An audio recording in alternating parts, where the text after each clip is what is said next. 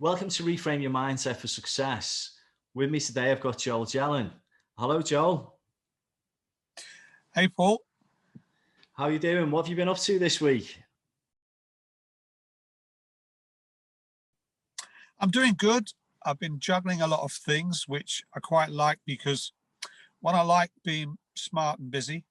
And two, I like to be able to test myself against things like overwhelm and all the kinds of obstacles that present in business every week.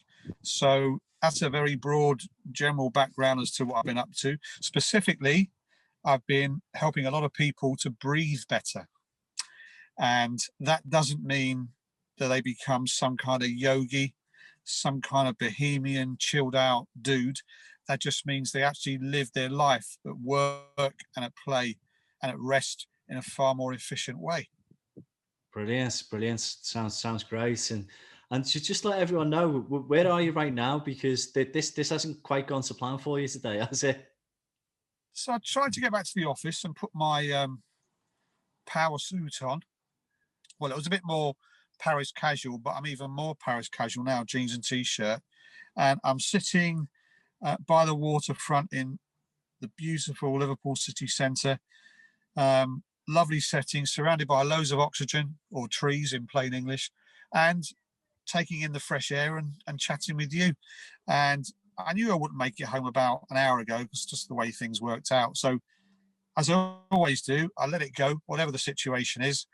The best way to think about life, I think, is to just assume that you're never in control. So relax, no one's in control and nothing's under control, and just go with whatever presents. Lovely. Okay. Well, I always start with the podcast with your story. So can you tell us a little bit more about yourself and what your story is and how you've got to where you are today? Okay, so my background is working in media. I became fascinated with journalism through my economics degree, which was health economics based. And I did a dissertation about the economics of food production. It gave me the insight that I was looking for into how huge corporates shape what we eat. And I've always been a firm believer in we are what we eat. So I started to change my lifestyle and became a wellness advocate. This was in the early 90s, but there was something missing. And what was missing was the way I would lead my life because of the fast-paced environment I was in, i.e. media. So I was working in print, online and broadcast media. And one day, whilst working in broadcast media, I had this overwhelming feeling whilst I was working on a radio station. And it came when I was presented with this brand new mixing desk. And I just thought, oh my goodness, what do I do with all this in such a short space of time? And I got all these different symptoms, which I knew were physical, but really they were all based on how I was thinking and feeling.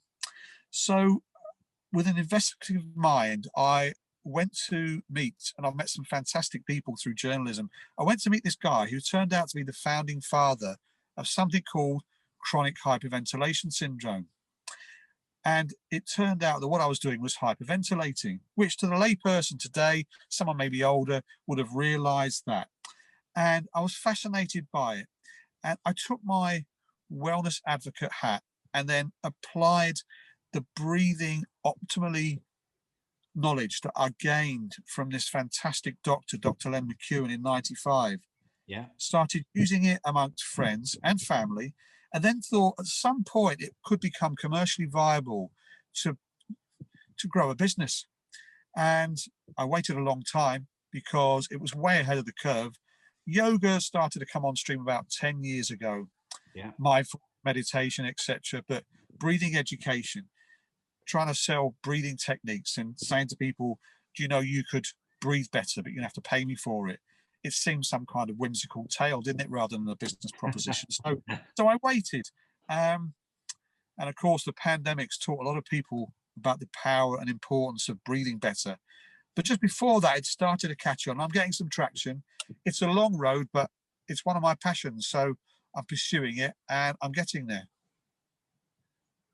Brilliant. So during the pandemic, has business been good then? Because for some people it's been difficult, and for others it's been especially if you're online, it's been amazing. So I'm just wondering how it's been for you.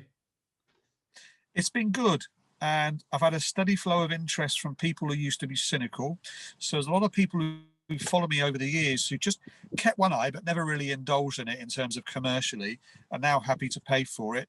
I've had more group sessions than ever before. I've gained so much profile from the pandemic, which I'm not embarrassed to say. Um, there's been obviously some very positive lessons for lots and lots of people. And I do think that more people have changed their mindset. It's been well talked about, chronicled, hasn't it? And Yeah. the thing about what I do is it's a physical function which can help you change how you feel from a mental health perspective. So it's not just about mindset, it's physically how you can change the way you behave. Because after all, a lot of us, unfortunately, as human beings, start with good habits, we pick up bad ones, and they stay with us for all kinds of reasons for decades until something monumental happens, whether it's some kind of trauma or whether it's some kind of worldwide event that we've all experienced. Yeah, I totally agree, and we obviously know and fully understand the mind and body connection. So this is about mindset and reframing your mindset. This podcast. So, why is mindset so important in what you do? Okay, I'll give you an example as one of the best ways to explain this. So I met a guy who's very talented. He's at the top of his game in his business. He runs the show. He founded the company, multi-millionaire. He struggles using technology because he hyperventilates, and he couldn't work out why he hyperventilates. Anyway, he came for 2 lots of sessions with me, which basically means 8 weeks, and he worked out that there are 3 things at stake when we breathe, which he knew nothing about, in spite of being a very well-traveled and well-rounded chap. And he found out, first of all, that the tongue is the strongest muscle in the body, and tongue posture is huge in the way we breathe. Wow. He also found out that he would breathe from his chest as opposed to his nose and opposed to his abdominal muscles, his lower abdominal muscles. Yeah. And he also found out that stuff from childhood was ruling how he would breathe. So what he had to learn was he had to learn a mindset based on changing habits for what was virtually a lifetime, some 45 years. Yeah. And changing those habits through changing his mindset around all those habits, he was able to cure what he'd tried to overcome in something like 25 years of hospital appointments on and off. Wow, that's fascinating, and just talking about the importance of breathing, the mindset, and obviously, in relation to past experiences as well. So, obviously, you've had the business, and there's a lot of thought and research that's gone into what you do now. How would you describe your mindset then? My mindset is a very open one. It's relaxed. It's thinking about how to do the most efficient things with the least amount of drama. So I don't, almost by nature now, court drama. I don't like gossip. I don't actually like talking about myself that much, but I need to do it because obviously, how would people understand about breathing education? So I do it to share it with others. So my mindset is extremely positive. I've always been like that. I've always been someone who sort of thinks slowly and acts quickly rather than jump into things. I'm not impulsive. I like being spontaneous on a social level, but I'm someone who's a little bit cautious, but I like to weigh things up. And by doing that, I don't make many bad decisions. And I met this guy who was homeless a few years back, and through another company that I'm involved in, we did an event for this homeless charity. And he said to me, all of us are only one major bad decision away from being homeless. And it really stayed with me, that comment, that quote. And I just thought that, yeah, if you can just take a step back and have a think before you do stuff, because we live in a fast world. If we're online, that's pretty quick. And there are a lot of people out there behaving using the written word and images, or both, who are presenting themselves, creating a persona online, not necessarily thinking about the perception of what that actually creates as a result. So to have a mindset that's a little bit cautious and that takes a step back, I think is a good thing. And it ties in with breathing a bit slower, or in fact, breathing a lot slower. The slower you breathe, the more cautious, the more thoughtful a mindset you'll have. That's really interesting. So, just out of interest, Joel. So, on the basis of you saying, in the 90s, you had an interest in wellness and yoga, and obviously it's resulted in breathing. So, have you had to do quite a bit of research and study to hone your technique and what you do? Yeah, I'm involved in, so the technique, first of all, is called Buteyko, which is named after Professor Konstantin Buteyko, who was a Russian guy who in the 50s had very high blood pressure. He was a doctor, he was a medic, and he found through a variety of experiments that he could reduce his blood pressure, very high blood pressure, to normal levels by breathing slower. He then went on to help asthma patients and many other people with a variety of conditions that were under the label of respiratory health. And I learned through his son a great deal about Buteyko breathing, the method. I then learned through some of his age-old peers about it. I joined a professional forum, which is a global one. I also became part of the Buteyko Professionals International Institute, of which I'm now a fellow. And I've done residential courses. I've spent best part of 26 years honing my craft. So a fair bit of effort has gone into what I now know, but I know so little really compared to some of my peers who are now in their 80s. But I'm in a very good position to help a lot of people based on the grounding I've got. Brilliant, brilliant. It's fascinating, isn't it? Because I look at it and I go, no matter what I've learned in my life and the experiences that I've had, there's always something new to learn. There's always something to, think differently about. There's always ways and, to look at things differently and understand things differently as well. And it's interesting going back to the story about, you're only one bad move away from being homeless. And it's that, sometimes when you ask yourself the right questions and really think about life, you can really start to understand that actually sometimes just waking up and breathing can be the most important thing that you do. So, it's fascinating the work that you've been doing. So what practical tips would you give to others to develop their mindsets and obviously you've got the breathing technique, but to develop the mindset and breathing? Yeah, breathing techniques is being used at the moment by a lot of different people, but it's one part of the picture. So if I get someone who comes to me who is someone who hyperventilates, it could be a large variety of the population, but because I'm fronting a lot of this towards business, I'm going to meet someone who's an alpha male. Now, if they come to me, they love the gym, they eat a great organic diet, and they learn all the breathing techniques. Will they get well? Well, to a degree, but you know what? If they haven't got the mindset, they won't ever get to where they need to be. So it's absolutely huge and central. So, for example, you can get up every day and you can do the techniques before breakfast, you do them before lunch, you do them before dinner. But if you don't employ some of the mindset stuff, then you're not going to get to where you need to be. So I'll give it more clarity around that. All the techniques that I encourage people to commit to as part of their regular lifestyle, they give you more clarity in your own mind. They make you function more efficiently. But if you don't change how you approach things, if you don't change your philosophy about things, so if you let things aggravate you, if you let things get to you, if you try to do too much. So one doctor once said to me when I wasn't well, only ever try and do 75% of what you think you can do. And it's mindset stuff like that that really changes people's opinions.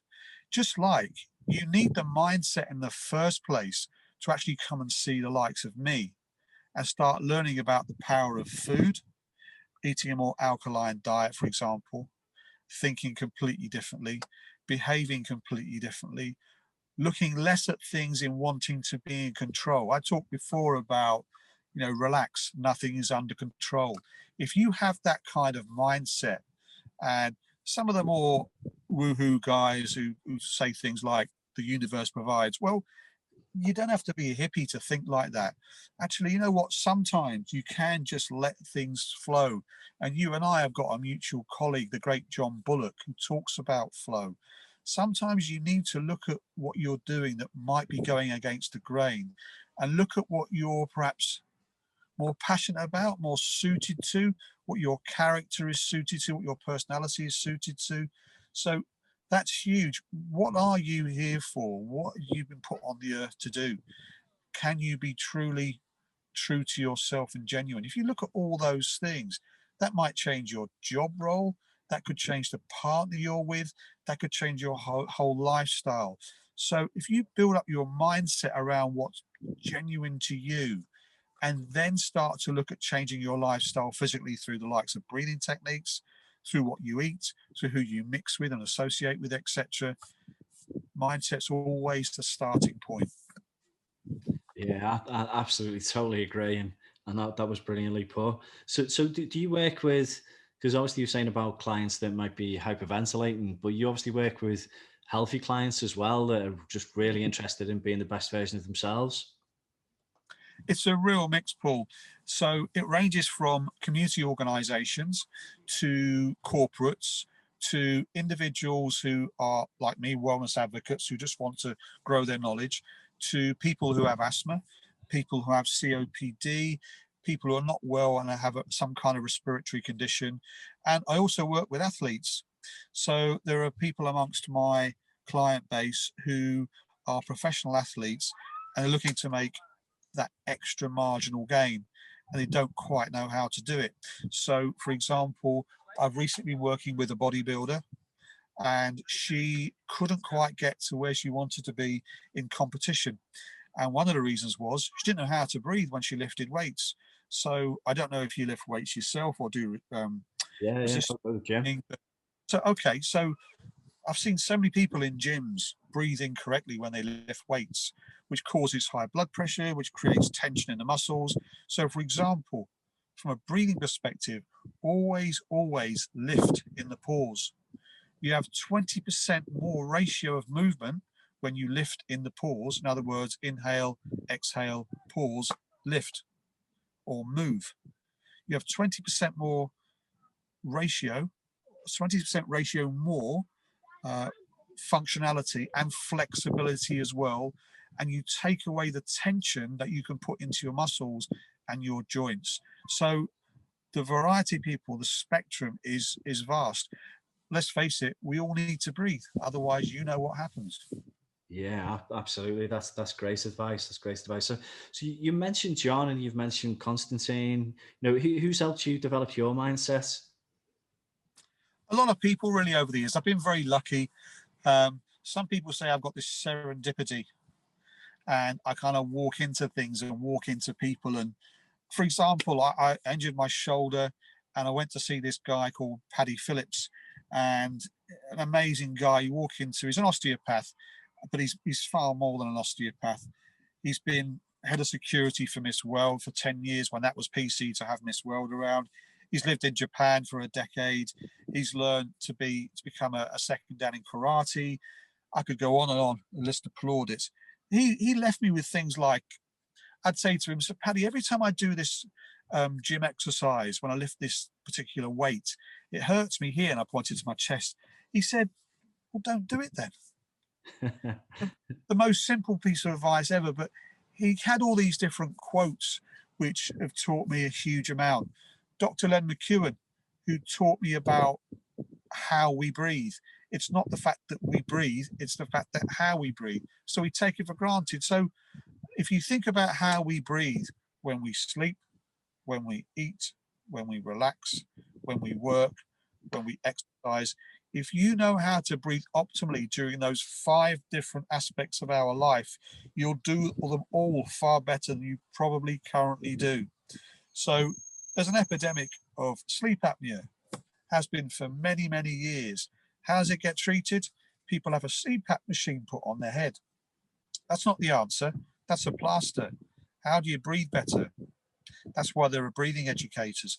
So there are people out there within the wellness spectrum across the board who have helped me learn so much. I have to mention someone called Patrick McEwen, not related to Len McEwen, different spelling. Paddy's a guy who 20 years ago had asthma. He worked in corporate, in financial services. It wasn't really his thing. He wanted to get out. The stress was way too much, and it changed his breathing. Prolonged stress changes your breathing. I've seen it time and time again. And it was the best thing that ever happened to him.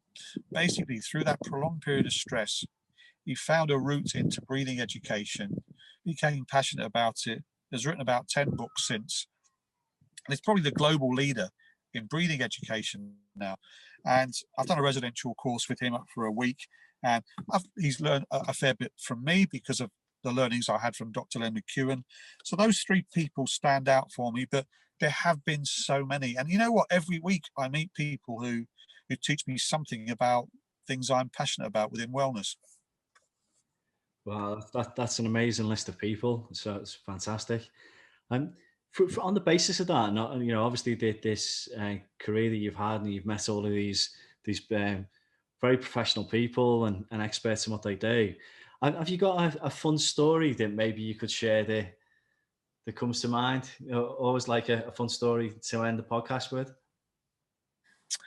Yeah, well, I don't know whether it's fun or not. What I find fascinating when I've ever seen these guys in person, face to face, is that you can look at what is a very serious illness, chronic hyperventilation syndrome, and they always think that it's fun and interesting to have this kind of syndrome. I mean, it really wrecks lives.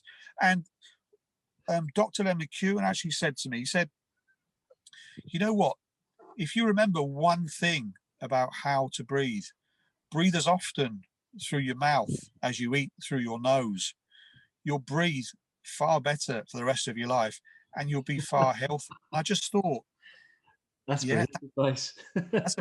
that's a pretty mad thing to think about, but you're so right. So the other thing that Patrick McEwen said to me, he said, the problem with mouth breathing is that if you're thinking about on the dating scene being more attractive to a woman, do you look more attractive with your mouth closed or gormless with your mouth open? So he put that in a very kind of comical way to me, because at the time when I met him, I was single. He was just having a laugh about, have you got any chat up lines related to breathing education? So he said, just don't mouth breathe as you approach a woman, because look in the mirror right now, Joel, and open your mouth. You just look like, well, he actually mentioned Harry Kane. That's a bit harsh, isn't it? But, to have that sort of gormless look when your mouth breathes, not gonna land you the woman that you want of your dreams. So yeah. Brilliant. That's great. So, do you know what's fascinating? I could actually talk to you all day. Well, what would be your final advice then, just to close the podcast off with? My final advice is to, perhaps because of the times we live in right now, walk along the street, walk along your local high street, and count how many people in any one walk, anytime you go out, are mouth breathing. And just think about all the bacteria that's going into your system, straight into your mouth.